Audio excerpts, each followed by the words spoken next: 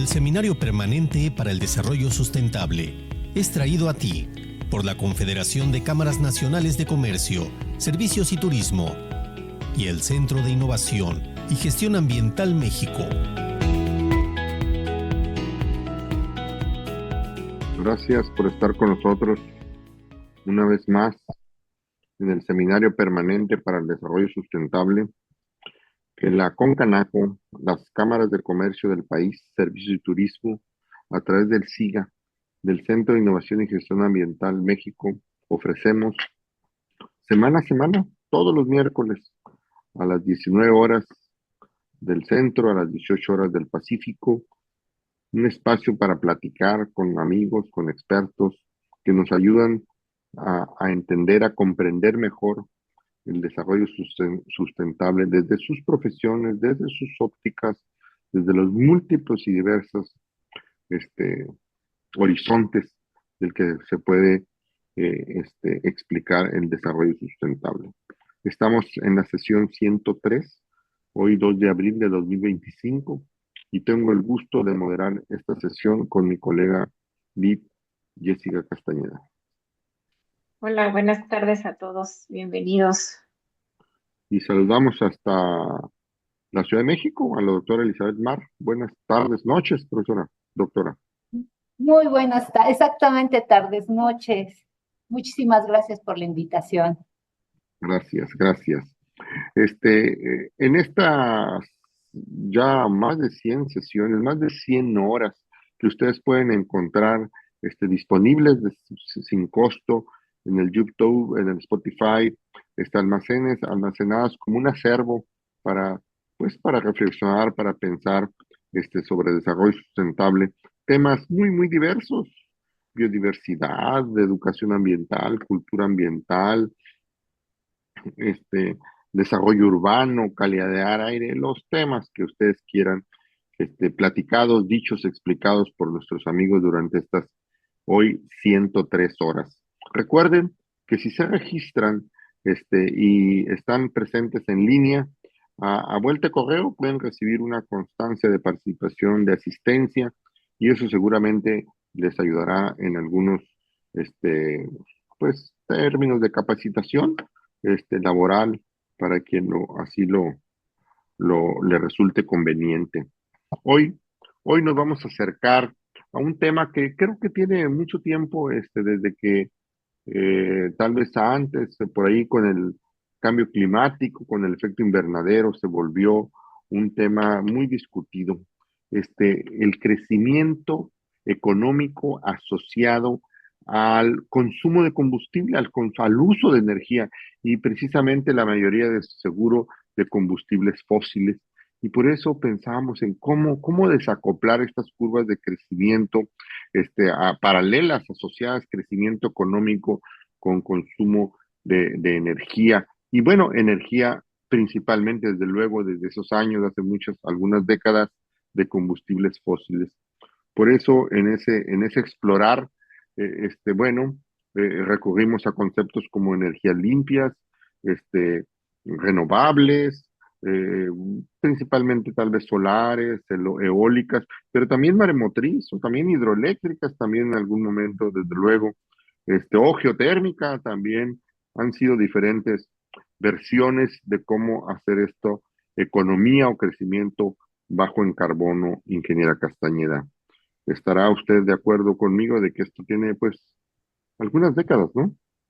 Sí, ya tiene sus décadas y cómo nos enfrentamos a poder, yo digo, comprender de una mejor manera lo que es una transición energética, nuestra dependencia, obviamente las ventajas ambientales que tienen estas energías, pero también tienen todavía sus temas por resolver, ¿no?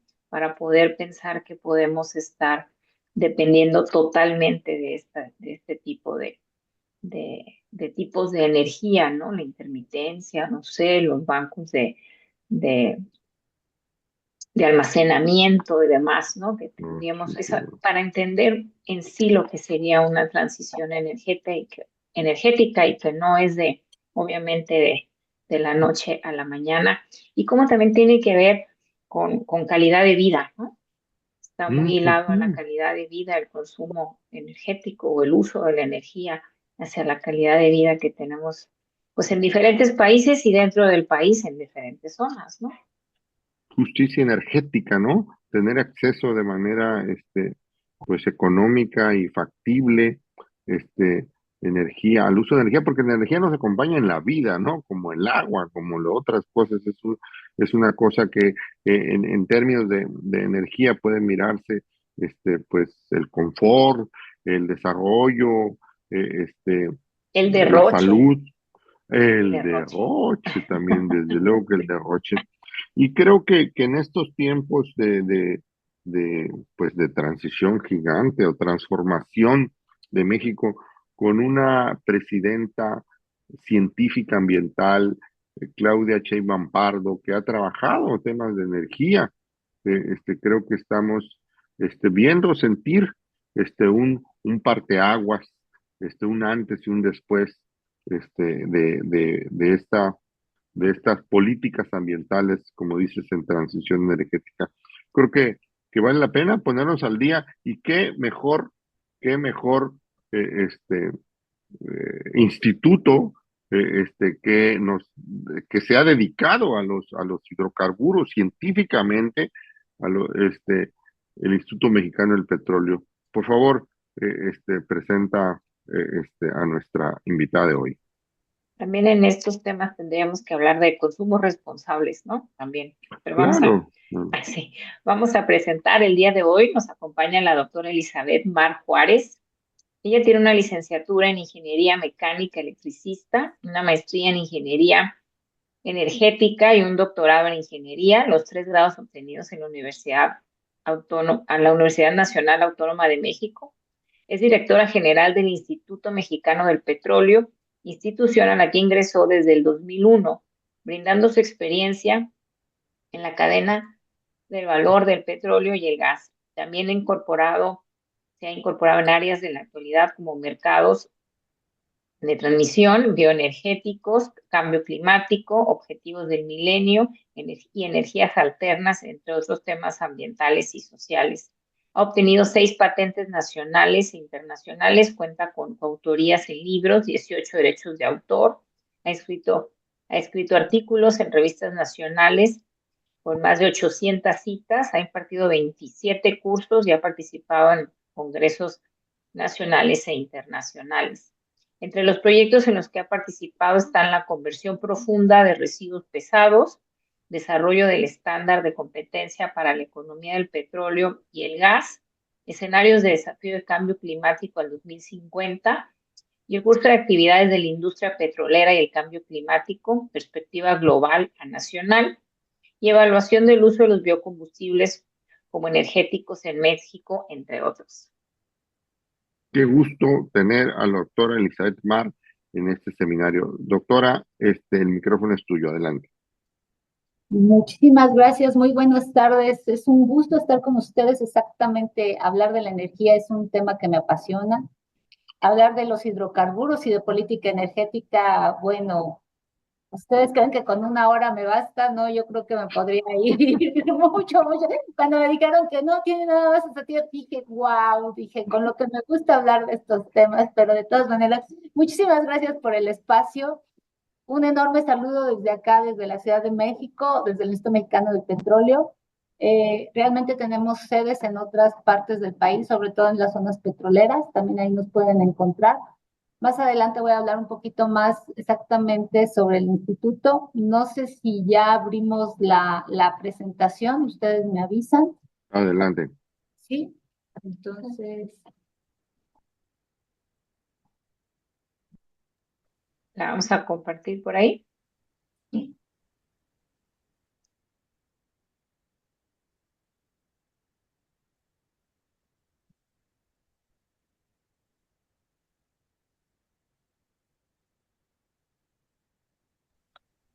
Bueno, mientras está sucediendo esto, Sí. déjenme platicarles que exactamente hoy vamos a hablar de las experiencias del Instituto Mexicano del Petróleo y cómo vinculamos el conocimiento, la innovación, el desarrollo de tecnología para lograr un futuro de bajo carbono.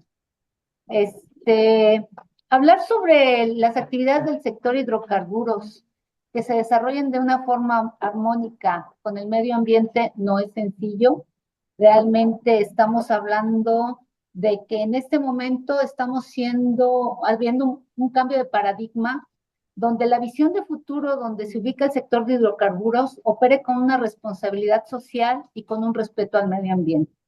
Teniendo presente este punto, déjenme ver si puedo manejar la tecnología, porque no cambió la Y ya, pantalla. bueno, ya está la portada. La presentación se va a llamar Experiencias CMP, cómo vinculamos el conocimiento con la acción para un futuro de bajo carbono.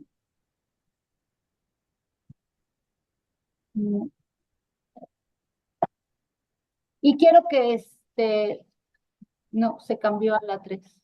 Tendría que ser la 2. El contenido. Vamos a ubicarnos un poquito en las acciones que han pasado aquí en el país. Vamos a hablar del Plan Nacional de Desarrollo. En el Plan Nacional de Desarrollo tenemos una república que nos habla de desarrollo sustentable y su energía, donde cuando se da la convocatoria para que todos participemos en lo que vemos en esta República Soberana y con energía sostenible, hablamos de planeación energética, de justicia energética, eficiencia. Fíjense qué importante, ¿no? Hablamos de palabras como energía sostenible, justicia energética, pobreza energética, podemos hablar en esos términos, eficiencia, transición, y en ese momento entra la palabra hidrocarburos para la soberanía energética. Entonces, estábamos hablando de 3 cosas ambientales, sociales, y la parte de hidrocarburos y la soberanía del país. Entonces, teniendo presente el Plan Nacional de Desarrollo, lo que vamos a hablar hoy es un poquito sobre el contexto de energía y desarrollo, cómo está cambiando el paradigma de lo que va a suceder con los hidrocarburos, cómo estamos migrando por las cuestiones climáticas hacia nuevas fuentes de energía. Voy a hablarles un poquito de la ciencia y de los mitos que hay alrededor de todas las renovables. Vamos a presentarles lo que se ha hecho aquí en el instituto y cómo vamos a ir migrando junto con Pemex a una transición energética y unos puntos finales. Sí, será. Vamos a hablar un poquito del contexto de energía y desarrollo. Cuando hablemos de medio ambiente, ustedes van a escuchar temas como el límite planetario, cómo estamos pasando los límites de no retorno, y estamos hablando ya del cambio climático como tal, donde estamos viviendo momentos. Sí, se emociona mi computador y pasa rápidamente de una a otra. Bueno, déjenme platicarles un poquito sobre salir del cuadrante de la zona de la muerte es lo que quieren los países, donde hablemos de un futuro sostenible, donde se están dando una serie de acciones por diferentes. ¿Se acuerdan de la Agenda 2030, donde estamos diciendo que tenemos que bajar nuestro consumo energético para reducir las emisiones? Y aquí es cuando entra la palabra de una transición justa. Hay países con una economía que les permite lograr ese cambio de curva, donde ellos pueden invertir hacia nuevas energías y entonces ya bajar sus emisiones. Hay otros países que traen otros temas como educación y salud, donde la inversión hacia el cambio de consumos energéticos no va a ser tan sencillo. Eso es cuando estamos hablando de todo esto y estamos teniendo problemas aquí con la presentación. Entonces, eso se llama salir de la zona de la muerte para tener un futuro sostenible. La tragedia de los bienes comunes es que a veces, si tenemos un árbol en la calle, ¿a quién le pertenece al árbol? ¿Quién va a cuidar de ese árbol? Entonces, habrá personas que se preocupen por el árbol, habrá personas que no se preocupen. Eso se llama la tragedia de los bienes comunes y es lo que está pasando con la naturaleza. Platicamos un poquito sobre la energía. Hoy nos levantamos y nos revisamos nuestros correos en nuestra PC o en nuestro celular. Hoy tenemos el gusto de estar en línea transmitiendo, entonces estamos también ocupando energía. Hoy nos pusimos a lavar nuestra ropa y a secar nuestra playera en nuestro centro de lavado, ocupamos energía. Hoy en este momento de esparcimiento nos vamos a sentar al ratito a ver la tele, a ver nuestro mejor programa, estamos ocupando energía. Y está haciendo un calor tremendo. Yo no sé si por ahí no esté haciendo calor, pero aquí sí, entonces queremos usar el refrigerador y ocupamos energía. Entonces, como ven, la energía está en nuestra vida cotidiana, es parte del confort. No es lo mismo que ustedes cuenten con un aire acondicionado a que cuenten con un ventilador y en el peor de los casos con un abanico. Si se fijan, nuestro consumo energético y nuestro nivel de confort también cambió conforme cambian las tecnologías. Entonces, el uso de energía y el desarrollo económico van de la mano. Si ustedes se fijan en el gráfico que tenemos abajo, el consumo per cápita en aquellos países donde nos marcan lo que antes se denominaba el sueño americano, donde podíamos vernos con una mejor calidad de vida, consumen muchísimo más energía. Países con una menor calidad de vida consumen mucho menos energía.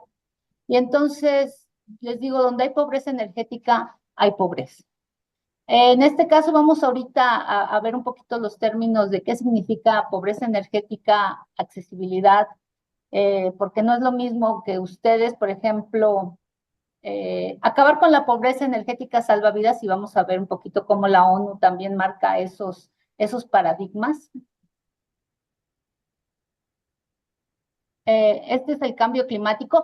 Esta es una gráfica muy, muy bonita porque si bien el consumo de los hidrocarburos nos llevó al cambio climático, permítanme decirles que también el consumo de los hidrocarburos ha cambiado el planeta, nos lo ha hecho ser más seguros. Si se fijan en la gráfica de abajo, dice tasa mundial de muertes por inundaciones y tasa de mortalidad por inundaciones en países del G7. Cuando un país cuenta con energía, yo les voy a platicar lo que pasó en Acapulco recientemente. ¿Se acuerdan que cayó, que pegó el tornado en Acapulco? Ahí lo que tuvimos que llevar son vehículos a diésel para tratar de mover lo que pasó. Estaban las bombas de diésel para desolvar. Entonces, básicamente teníamos vehículos y cuestiones con hidrocarburos que nos permitieron levantar la zona para que volviera a ser productivo. ¿No vieron ustedes ahí una bomba solar? ¿No vieron un vehículo eléctrico? ¿Por qué? Porque el hidrocarburo tiene esa gran ventaja competitiva que es confiable. Cuando hablemos también al ratito de renovables, vamos a hablar un poquito sobre la intermitencia, sobre cómo van a almacenar la energía, sobre esos temas de seguridad y política energética, que cuando hablen también de desarrollo sustentable, tienen que hablar de temas de política y seguridad. Estos son los países que tienen un índice de calidad de vida más alto. Si se fijan, su consumo energético es bastante alto. Ahorita que estaban hablando de términos, también hablan de eficiencia energética. Si bien somos países mucho más eficientes energéticamente, eso no quiere decir que ustedes han reducido su consumo. ¿Por qué? Porque ahora tienen mucho más necesidades energéticas. Por ejemplo, el celular, que hace, ¿qué les gusta? 20 años no era una herramienta que necesitáramos. Ahora el celular ya no solamente es un medio de comunicación, es un medio donde ustedes se conectan al mundo, es una computadora pequeña, es para leer libros. Entonces el celular cambia completamente su versión y también cambia su consumo energético de los que ustedes van teniendo. Ustedes van necesitando muchísimo más energía en estos años que hace 10 años. Entonces, si se fijan, por ejemplo, ahí están los países con consumo energético. Tenemos México, que consume 2.559.3 kWh per cápita. Pero vean, Dinamarca, 5.000, que tienen una calidad de vida muchísimo más alta. Alemania, 6.000, entonces casi multiplicado por 3. Entonces, a veces el mensaje que se recibe es que si yo consumo más energía, mi calidad de vida va a ser mejor. Aquí lo podemos ver en gráficos. Vean, los países con un alto índice de desarrollo humano consumen mucha energía. Países con un menor índice de desarrollo humano consumen menos energía. Entonces, sí podemos decir que hay una correlación entre calidad de vida, consumo de energía. Ustedes me van a decir, bueno, pero es que si ya consumo yo electricidad, pues ya soy más limpio porque a lo mejor esa electricidad, dije, a lo mejor viene de una fuente renovable. Entonces, por eso les digo, siempre tengan ahí ahorita, vamos a hablar un poquito de la ciencia y de los mitos. Yo también les hablaba de que ahora se consume más. Fíjense, en 1970 estábamos hablando de 60,000 terawatt hora. Vean cómo en menos de 30 años pasamos a 120,000 terawatt hora. Entonces, eso quiere decir, porque este es per cápita, o sea, cada uno de nosotros eso es lo que consume. Eso quiere decir que cada año y cada década, el niño que está naciendo hoy va a consumir más energía que el niño que tenemos ahorita. Entonces, ¿dónde quedan los términos de eficiencia energética si ustedes están consumiendo más energía? Eso quiere decir que para vivir yo necesito más y más y más energía. ¿De dónde venga? Esa es otra historia, pero lo que es importante es que a pesar de que estemos hablando de que somos mucho más eficientes, que somos mucho más conscientes energéticamente, el consumo sigue aumentando. Lo que también estábamos hablando era de la pobreza energética. Entonces, si ustedes sepan que más o menos el 48% de la población, el 38% no tiene acceso a cocinas limpias, recuerden, y lo que bien decía le voy a decir don José, Gracias. estaba hablando de que la doctora Claudia Sheinbaum es una científica, y si se fijan, una de las cosas que está marcando enfáticamente para el país son cocinas que tengan un impacto en la salud menor de lo que se estaba cocinando antes. Eso es, la forma de cocinar debe de modificarse porque también es un factor de riesgo.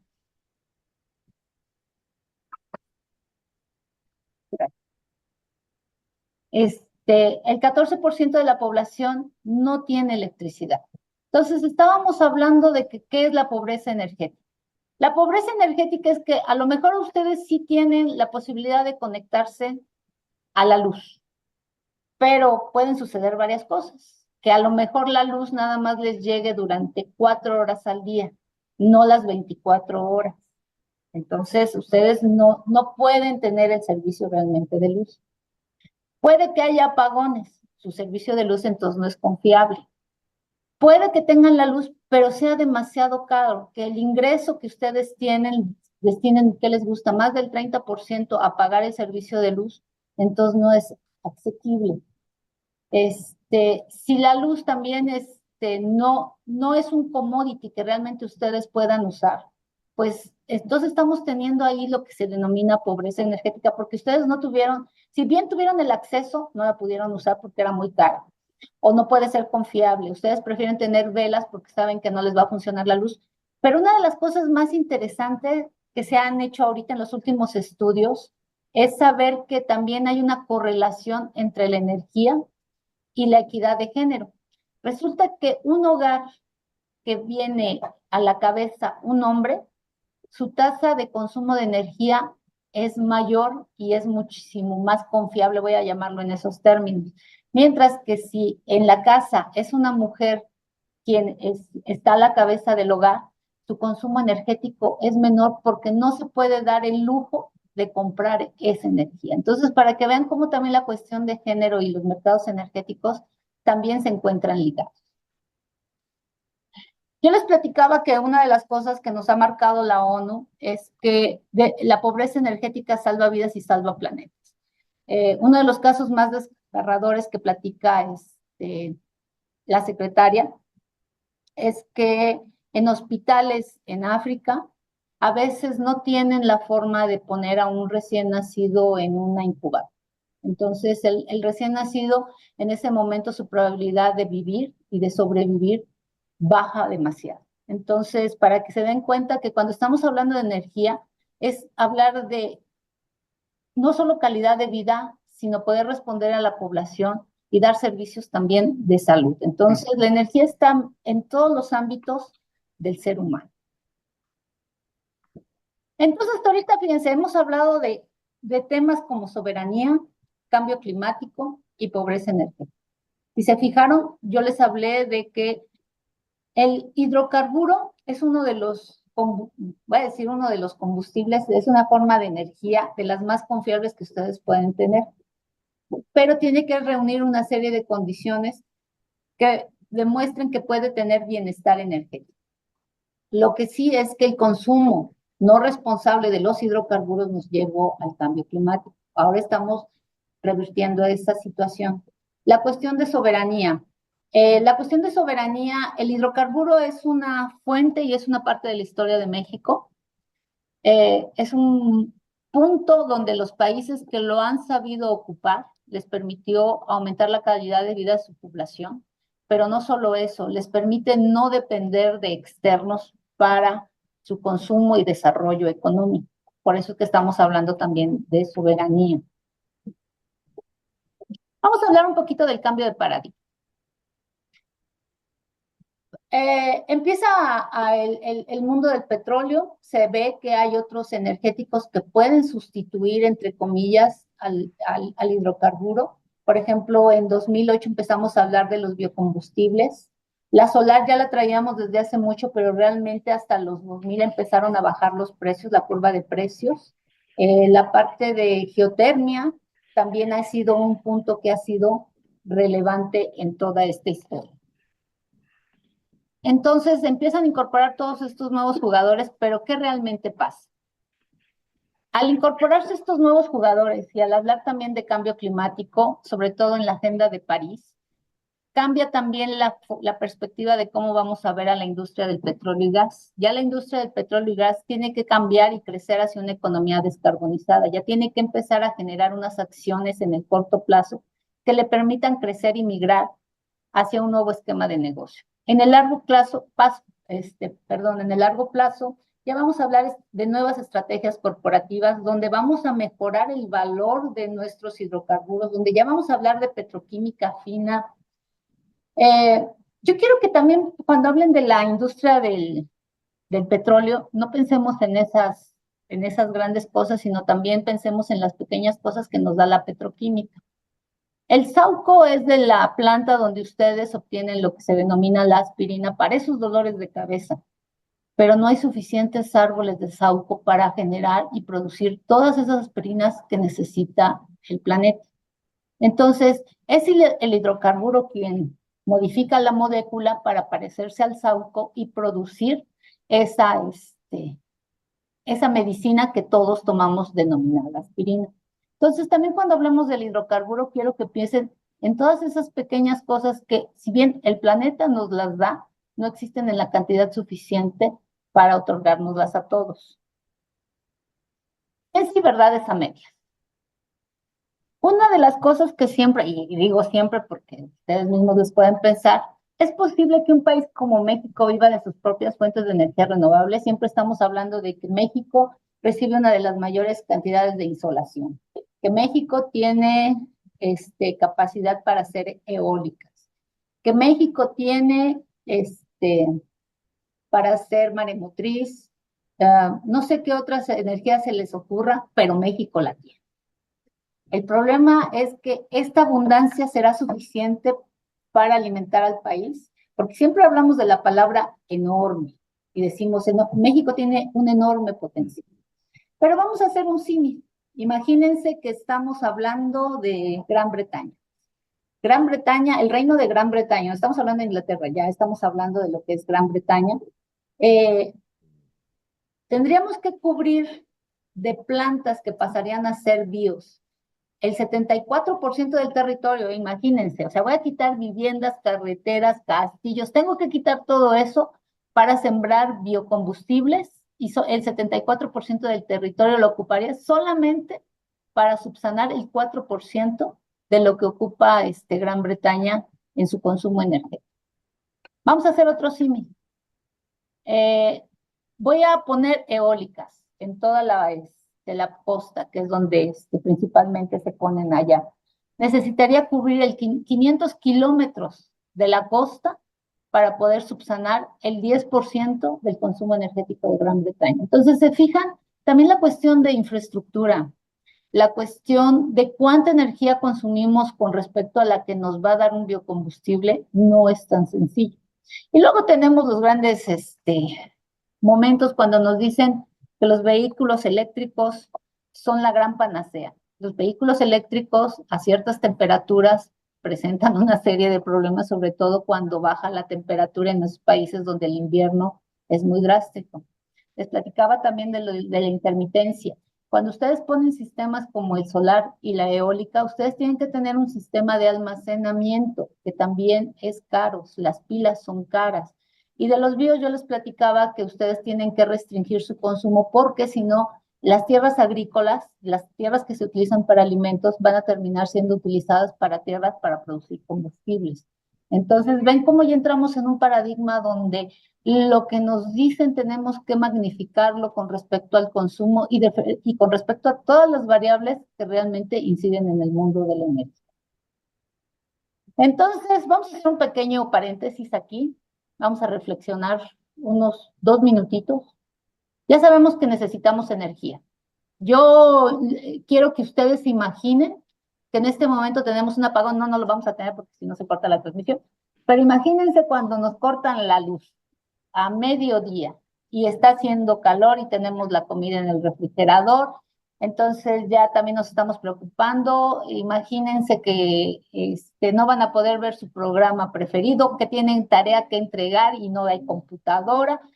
Todo lo que pasa alrededor de que nos falte la energía. Que el metro no tenga energía, nada más quiero que se imaginen eso, que nos fallen los semáforos.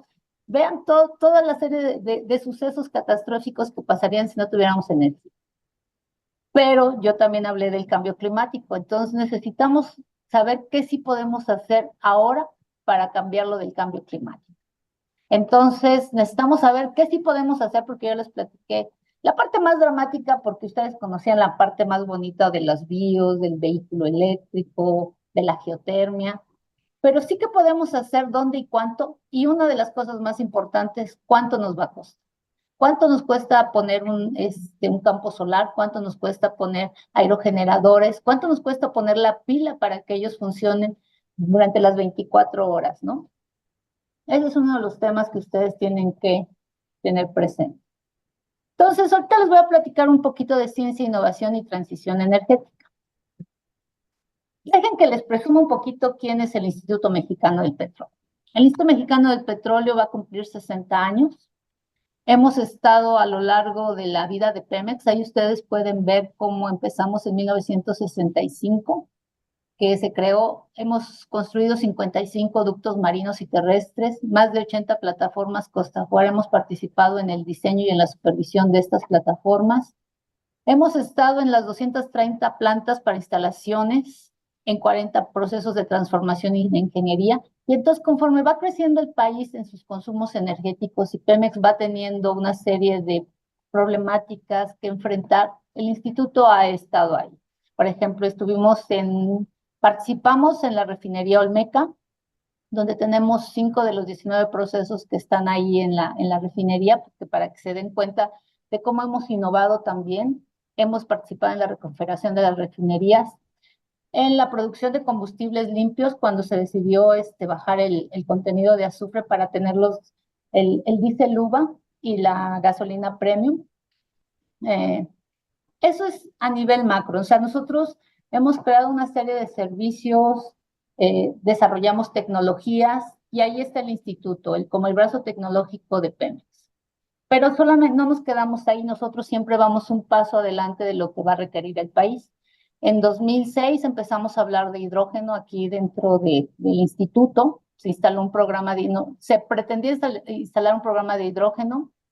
Luego se dieron una serie de situaciones donde no concluyó el programa. Luego tuvimos en 2008 ya la parte de biocombustibles.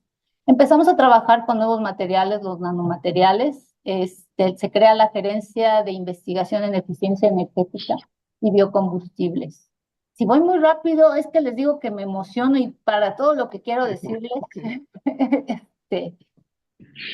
Entonces, como ven, el instituto ahorita ya cumplimos 60 años, sabemos desarrollar tecnología, sabemos innovar. Lo que ustedes nos pregunten, tenemos la experiencia para hacer, porque como les digo, ya estamos evolucionando a lo de la transición energética, pero es un tema que veníamos trabajando desde el 2000. Este es un resumen de los nuevos proyectos que traemos con respecto al instituto. Nuestra cartera de proyectos de innovación y desarrollo tecnológico en la cadena de valor de petróleo y gas, hay que recordar que una de las cosas que hablábamos es también de la soberanía. El 1.8 millones que necesitamos de barriles de petróleo, ahí estamos. En el almacenamiento estratégico de gas, hay que recordar que no me acuerdo en qué año nos cortaron por el invierno que tuvieron en Texas, nos cortaron el suministro de gas y entonces nosotros tuvimos 3 días de desabasto, se esperaba que fueran 10, bendito Dios, nada más fueron 3, pero eso es cuando les digo, cuando nos falla, es cuando sentimos lo terrible que es no tener energía. Estamos en la de reservas producción, en el almacenamiento estratégico, también trabajamos proyectos de eficiencia operativa. Pero en la parte de transición vamos a entrar un poquito y les voy a platicar uno de los proyectos, porque no es uno, son varios proyectos que traemos hacia la transición, combustibles sintéticos, donde ocupamos el CO2 para transformarlo en metanol. Traemos eficiencia energética y sostenibilidad. Uno de los proyectos, traemos 2 proyectos en refinería, porque la refinería también tiene que ser parte del net cero. Pero como les vuelvo a platicar, la transformación digital es una de las herramientas que estamos usando para todos estos nuevos proyectos, y la componente social y ambiental, ustedes también la van a encontrar alrededor de todas las actividades que realiza el Instituto Mexicano del Petróleo. Estamos constituidos por una dirección de investigación y desarrollo tecnológico, donde detectamos las nuevas necesidades, donde sabemos que tenemos que innovar. Y no solo innovamos, eso es una de las cosas que yo quiero que también les quede muy presente. Todo proceso de investigación tiene que terminar en un producto y servicio tangible. No queda en yo me imagino que así podría ser, no. Todo tiene que terminar en algo que se pueda ver y que ustedes puedan aplicar. Tenemos una direcciones de productos y servicios, lo que les platicaba, ingeniería y exploración y extracción de hidrocarburos y gas. Una dirección de capacitación, todo lo que aquí en el instituto se desarrolla, al final nos gusta compartirlo. Manejamos mercado nacional y mercado internacional. Bajo ese esquema, tenemos diferentes áreas de enfoque. Si se fijan, todas estas áreas de enfoque están orientadas a lo que es el Plan Nacional de Desarrollo 2025-2030, incorporación de reservas, mantener la producción de hidrocarburos, aumentar el factor de recuperación, energías renovables y transición energética, medio ambiente, eficiencia energética y sostenibilidad, mejoramiento de crudo pesado y conversión de residuos. Fíjense, aquí no se ve, pero también traemos economía circular. Vamos a adentrarnos a un poquito de los proyectos, porque ya se me está acabando el tiempo y quiero presentarles los proyectos. Litio. El litio está dentro de nuestros proyectos de minerales críticos. Los minerales críticos son todo eso que nos va a permitir migrar hacia la electromovilidad. El litio es la parte sustantiva de las pilas. Tenemos como minerales arcillosos y en las salmueras petroleras. Nosotros ya logramos la producción en minerales arcillosos. Ahorita estamos investigando en las salmueras petroleras. Ya estamos trabajando en eso. Ya se identificaron con cuáles pozos vamos a empezar a trabajar. Y hay que recordar que no solamente traen litio, traen otros metales preciosos, este tipo de aguas que sale de la producción petrolera. El otro proyecto es el de pozos geotérmicos. En este caso no es que vayamos a hacer pozos geotérmicos, sino los pozos que ya salieron de uso de la producción petrolera, los vamos a reacondicionar para que sean pozos geotérmicos, puedan producir electricidad para esas comunidades que se encuentran aledañas a las instalaciones petroleras. ¿Se acuerdan que yo les decía que ya también el bienestar energético es una de nuestras misiones? Eso es lo que estamos buscando, darles electricidad a las poblaciones que se encuentran fuera de la red, pero se encuentran cerca de espacios donde fueron usados como producción de hidrocarburos. Tenemos ya identificados varios pozos. Hay que recordar que un pozo geotérmico, más del 50% del costo está en la construcción del pozo. En este caso ya lo tenemos y por eso podemos abatir costos y empezar a hacer ya nuevos proyectos canalizados ya directamente a la producción de electricidad. Esta casa, la de plataformas, En el Golfo de México ustedes pueden encontrar varias plataformas. Estas plataformas, hay unas que ya terminaron su vida útil, por así decirlo, pero se les tiene que seguir dando mantenimiento. La idea de nosotros era convertir estas plataformas en campos eólicos. Uno de los grandes problemas que también les platicaba es que la gestión de espacios, porque yo les decía, imagínense cubrir todo Gran Bretaña, el 70% del territorio solamente para generar el 4% de electricidad, pues es terrible. Esta gestión de los espacios físicos para usar renovables donde se están poniendo en el desierto, pero no sabemos si realmente van a dañar ese ecosistema. En este caso, nosotros contamos con esas plataformas que podemos cambiarlas a ser campos eólicos y hay aquí dos opciones que todavía se están analizando. Que esas mismas plataformas le den energía eléctrica a otras plataformas y con eso reducir su huella y su impacto ambiental, o esas plantas llevarlas hasta tierra. Son uno de los análisis que se están haciendo ahorita, ¿no? Ya tenemos identificadas 5 plataformas, se van a empezar a hacer los estudios porque, como les vuelvo a repetir, todo tiene que terminar en un proyecto en concreto que podamos ver. El proyecto de metano, uno de los gases de efecto invernadero con mayor impacto es el metano. En este caso vamos a ocupar satélites, tecnología de punta, inteligencia artificial, donde vamos a construir un mapa de la República, vamos a identificar dónde se presenta el metano, vamos a identificar cuál es el origen de ese metano y cuáles son las mejores tecnologías para abatirlo, cuánto nos cuesta. Siempre va a ser una relación costo-beneficio. Este es uno de los proyectos que ahorita tenemos también en ejecución. El hidrógeno blanco. El hidrógeno ustedes aquí en el instituto lo van a encontrar de muchos colores. Tenemos hidrógeno turquesa, estábamos hablando del hidrógeno azul, del hidrógeno verde, pero también tenemos hidrógeno blanco. El hidrógeno blanco es como la producción de petróleo crudo, también existen yacimientos, pero hay que recordar que el hidrógeno es muy fugaz. Entonces también la forma en que cementemos el pozo, porque al ser un gas y al poder pasar entre los intersticios, pues también la cementación tiene que ser diferente, pero sobre todo tenemos que localizar dónde se encuentran estos yacimientos. Estos yacimientos se dan en unos que se llaman, círculos de hadas, se les denominan círculos de hadas, ya tenemos localizados varios. Vamos a empezar a hacer una serie de investigaciones para ver si hay la posibilidad de que tengamos hidrógeno blanco.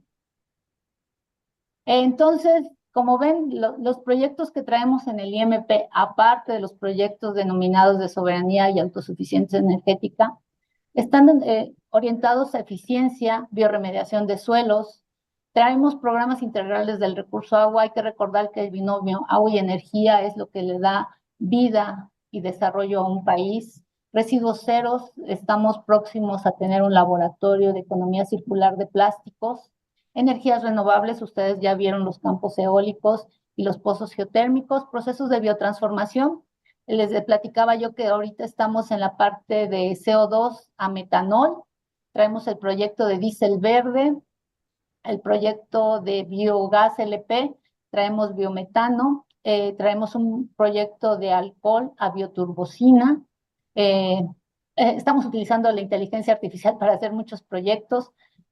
Una de las cosas es evaluar cómo se reducen las emisiones y para eso usamos el análisis de ciclo de vida.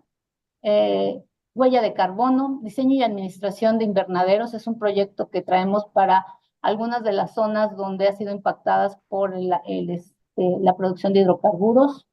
Bonos de carbono y biodiversidad. Nosotros queremos también la recuperación del CO2 mediante la reforestación. Y tenemos campañas de concientización y programas escolares a diferentes niveles. El instituto una de sus misiones también es transmitir todo su conocimiento. Contamos con diferentes laboratorios, aguas arriba y aguas abajo, para darle servicios e investigación a todos estos proyectos que traemos. El CETEP es un instituto, es un centro de tecnologías de exploración y producción de primer nivel. Ustedes ahí van a contar con 5 laboratorios a nivel internacional. Y básicamente les digo, este laboratorio es para la parte de aseguramiento y soberanía energética. Próximos pasos. Ya explorando las oportunidades y desafíos que tiene la industria del petróleo y gas, y iniciando con estos proyectos, realmente estamos impactando ya en la cadena de valor del petróleo y el gas. Estamos rompiendo la inercia que se traía y ya estamos incluyendo las variables sociales, ambientales y económicas en toda la cadena de valor del petróleo y gas. Próximos, ¿qué ya hicimos? Ya hicimos un net cero para los nuevos retos que presenta la refinación, donde si se fijan, bajamos las emisiones en un 30% con tecnología actual, porque hay que reconocer que cuando ustedes están haciendo escenarios de impacto ambiental, pueden decir, con la tecnología que existe ahorita, voy a poder reducir esto. Y con la tecnología que yo creo que va a estar en el futuro, va a pasar esto. No, todo esto que ya hicimos ahorita es con la tecnología con la que ya se cuenta y reducimos en un 30% las emisiones de CO2 en una refinería del país. No estamos tomando también otras tecnologías. Otra de las cosas que estamos haciendo es reducir la huella de los combustibles, que es muy difícil, porque si se fijan, cuando ustedes hablan de captura y secuestro de carbón, están hablando de espacios donde ustedes lo capturan, así como si capturaran un globo y lo enterraran. En cambio, en el transporte, ustedes tienen varias hormiguitas que andan por ahí contaminando y es muy difícil capturar las emisiones que tienen. Entonces, lo hacemos desde el origen. Estamos cambiando las cargas de las refinerías, donde estamos incluyendo desde biocombustibles hasta residuos lignocelulósicos para que tengan una huella ecológica menor. Y también, como yo les platicaba, la parte de los bios, hasta dónde puedo yo inyectar bios en una refinería con la materia que sea de residuos lignocelulósicos. Sí puede haber una sinergia entre combustibles fósiles y bios.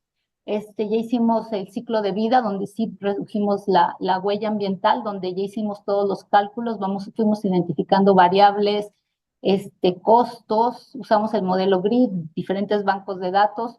Entonces, ustedes pueden hacer todo un análisis y una trazabilidad de cómo vamos reduciendo las emisiones a lo largo de toda la cadena de valor.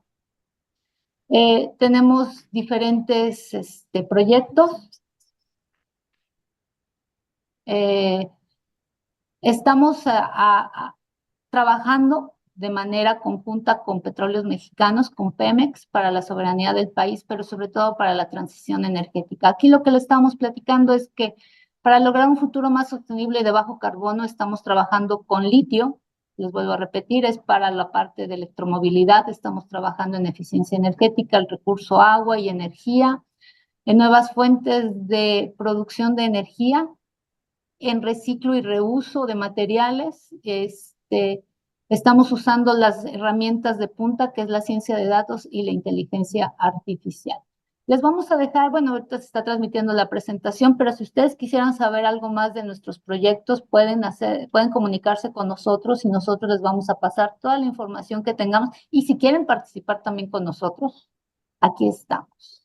Exactamente, porque dije, no voy a seguir hablando sobre soberanía energética y seguridad, ¿y para qué les platico? ¿Cómo puedo hablar yo? Muchísimas gracias, doctora Jessica. Yo dije, no, yo hablo de tú muy rápido. No, muy bien, por favor, Elizabeth, gracias. Gracias. Y creo que Elizabeth Mar, me parece que Instituto Mexicano del Petróleo, el nombre ya le quedó corto. Nos estás presentando un panorama de un instituto que está abierto. Vamos, nosotros nos quedamos que no puro nombre, pero realmente esta exploración, este panorama que nos das de las actividades del Instituto Mexicano del Petróleo nos deja clarísimo la madurez del instituto y hacia los horizontes que se están moviendo y que ya está con resultados, me parece muy importante para la ciencia, para la tecnología en México. Y bueno, pues eso nos queda claro que si alguien está en línea científica y energética con la presidenta, pues entonces es el Instituto Mexicano del Petróleo. Sí, la verdad, sí. Y déjenme volverles a presumir que vamos a cumplir 60 años. Hemos estado trabajando, por eso les digo, la masa crítica, el nivel de expertise, el nivel de conocimientos que teníamos en la industria del petróleo y gas, lo estamos migrando hacia estas nuevas energías, lo estamos migrando hacia ver un futuro más verde y conocer todo lo que podemos hacer en innovación para llevar a México hacia otros horizontes. Y pensar en economía circular, de reuso de las plataformas para fines eólicos o de los pozos para geotermia, realmente es una escala diferente a la que estamos hablando de economía circular, ¿eh? Es otra escala. De plano, ustedes tienen otra dimensión de la economía circular que realmente creo que debemos estar orgullosos del Instituto Mexicano, ex del petróleo, no, perdón, mejor del petróleo. Nos denominamos IMP más energía, ¿no? Porque sí es Más energía. Más ya energía, creo. exactamente. Estamos buscando producir más energía. Wow, qué bueno. Ingeniera Jessica, si pudiéramos tener este comentario o pregunta de nuestro público, por favor. Sí, tenemos un comentario de Marlene Cervantes. Dice, la verdad es muy interesante porque es importante reserva y ocupar el petróleo con más responsabilidad, que mejor apoyándonos en opciones que también nos ayuden a cuidar el medio ambiente. Camilo Palma dice, radico actualmente en el municipio petrolero de Minatitlán, Veracruz, y a pesar de eso, la luz eléctrica tiene muchas fallas y apagones, la falta de mantenimiento y actualización de los transformadores por la sobrecarga y en esas fechas de calor, ocasionando malestar y pérdidas cuantiosas sin que exista una alternativa para subsanar esas fallas. O sea, diríamos que en casa de herrero, ¿no? No sé, por estar en Exactamente. ese. Es un comentario de Camilo Palma. Y del doctor Ricardo, es una pregunta, el doctor Ricardo Vázquez dice, ¿han propuesto algunas metodologías para la recuperación de pozos para el uso de la geotermia? Sí, sí, ahorita es, por eso les estamos, bueno, yo estoy hablando de los pozos petroleros, la parte de geotermia, la verdad no la trabajo tan bien, ¿no? O sea, si ya estamos hablando de pozos geotérmicas o de la geotermia tal cual como se conoce aquí en México, yo no he trabajado esas áreas. Otra pregunta es de Marlene también, dice que si estos proyectos, algunos se han enfocado para escuelas de nivel básico. Proyectos para platicárselos a los niños. Tenemos una serie de libros exactamente orientados para que estén conectados con lo que estamos haciendo. Y además dejen platicarles que también abrimos las puertas del instituto para que vengan, principalmente vienen de secundaria a visitarnos y que conozcan nuestras instalaciones, pero también vinieron en una temporada primarias donde les platicábamos todo lo que hacíamos. Ahorita tenemos una exposición en el auditorio con los nuevos proyectos para que se visualice qué es lo que estamos haciendo. Por ejemplo, las plataformas, pasarlos a campos eólicos, ahí están, ustedes pueden verlo. Otra pregunta tengo de Hipólito. Dice, ¿esta tecnología de Net Zero es la que piensan instalar en la refinería de Yeita, Nuevo León, o es una tecnología que estudia la UNAM, como lo anunció la presidenta el día de hoy? Y hay que recordar que el net cero lo que ustedes buscan es un equilibrio en emisiones. Entonces, ustedes están buscando una serie de tecnologías que les permita equilibrar lo que ustedes están produciendo tendiente a cero. Hay una serie de conceptos como el net cero, la descarbonización y la transición energética que son conceptos diferentes dependiendo de los costos económicos. Recuerden que la parte económica es muy importante. Tenemos otra pregunta igual del doctor Ricardo Vázquez. Dice, ¿el uso de la inteligencia artificial tiene límites? ¿En qué forma la implementan? En este caso, la inteligencia artificial está diseñada para que todo el expertise que tiene el instituto busque las mejores soluciones.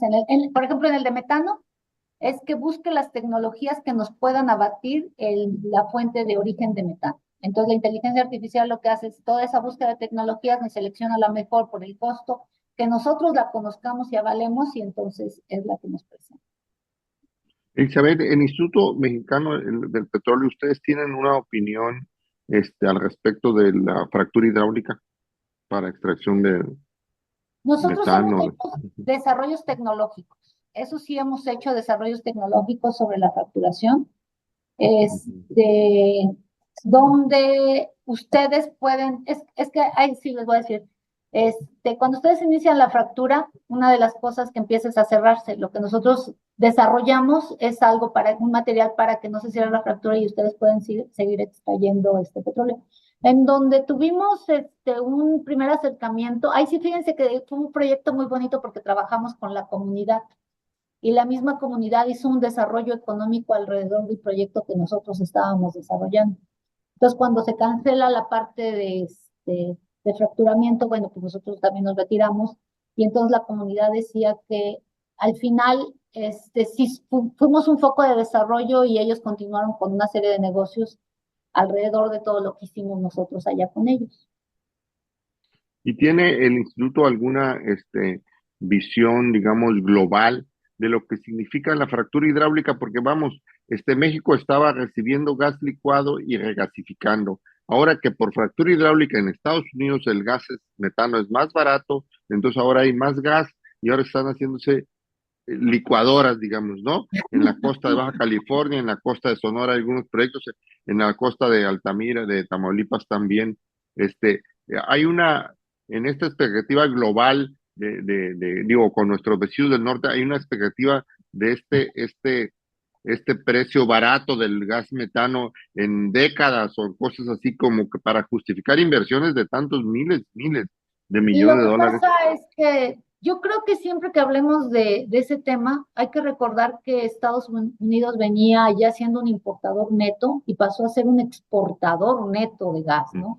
Entonces, cambió todo el paradigma y toda la política energética, cambiaron los mercados energéticos, o sea, mientras para ellos lo que usted decía era el gas más barato y ellos podían tener acceso a electricidad más barata, los países de Europa tenían precios muchísimo más caros. Por eso les digo que cuando hablemos de energía vamos a hablar desde política, vamos a hablar de geopolítica, de mercados energéticos, de economías de escala, y eso fue lo que pasó realmente en Estados Unidos. Entonces, nosotros debemos de replantear qué es lo que queremos con respecto a nuestro mercado energético, cómo nos funcionaría, qué no nos funcionaría. Por eso hablábamos mucho de la conciencia sobre el uso de la energía. Y entonces ahí tenemos un recurso que tenemos que saber cómo utilizarlo de la mejor manera para que cuando lo hagamos por el bienestar energético del país.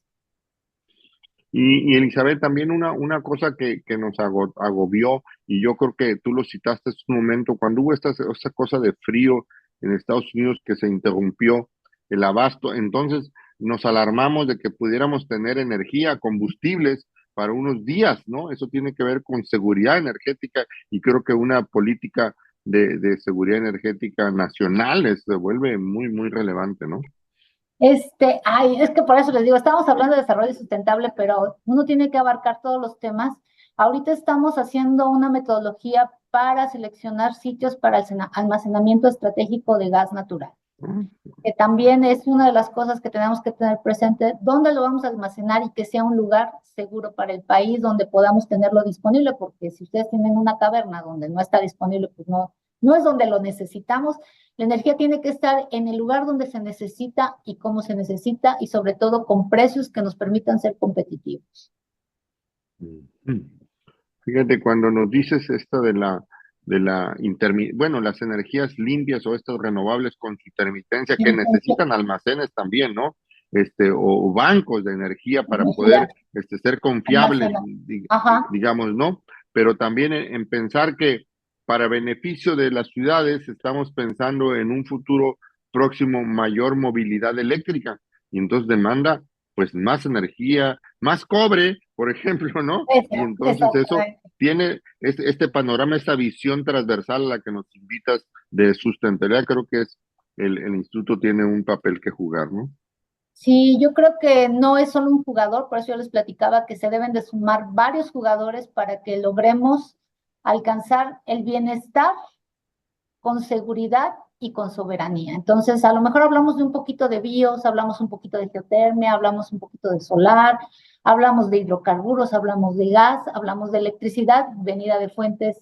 Por ejemplo, no les platiqué mucho de la nuclear porque no es mi área, pero es una energía que también ha estado en los dos ámbitos, ¿no? Ha sido muy utilizada, pero a raíz de los accidentes se frenó su uso, pero se dice que sí es importante. Entonces, por eso les digo que debemos de analizar todas las aristas, sentarnos y entonces con todo lo que sabemos, cómo es plantear un escenario y hacia dónde queremos llegar. No sé si tenemos más comentarios de nuestro público, ingeniera Castañeda. Sí, tenemos otro más de Sandra Millán. Dice, muchas felicidades por la presentación. El tema energético es clave en el desarrollo de un país. Inmigrar, perdón, inmigrar hacia un futuro de bajo carbono es necesario, aunque no es tan sencillo como ya se mencionó. También están considerando proyectos de generación de biogás a partir de residuos orgánicos. Sí, traemos varios proyectos de biometano. Es una de las... Ay, no les platiqué, también traemos uno de pirólisis de llan, ¿no? Les digo que... Sí, no, les digo que nosotros estamos tratando de conocer todas las tecnologías, adaptarlas, ver cómo podemos ubicarlas, qué sí se puede hacer, qué no se puede hacer, porque todos esos grandes mitos, les platicaba de la economía circular de plásticos, ¿qué les puedo decir? Me emociona hablar del instituto. Entonces te vamos a tener que comprometer para otra sesión, porque de verdad nos estás dejando nomás picados con los temas de pirólisis. Creo que eso, o sea, resuelven problemas con la cosa de economía circular, con plásticos y llantas. Si tenemos una tecnología disponible, probada para eso, pues creo que debemos caminar con una opción práctica en ese sentido. Exactamente. Fíjense que una de las cosas que está haciendo el instituto es que nos estamos haciendo convenios de colaboración con universidades, institutos, porque la ciencia solamente se logra platicando con otras personas.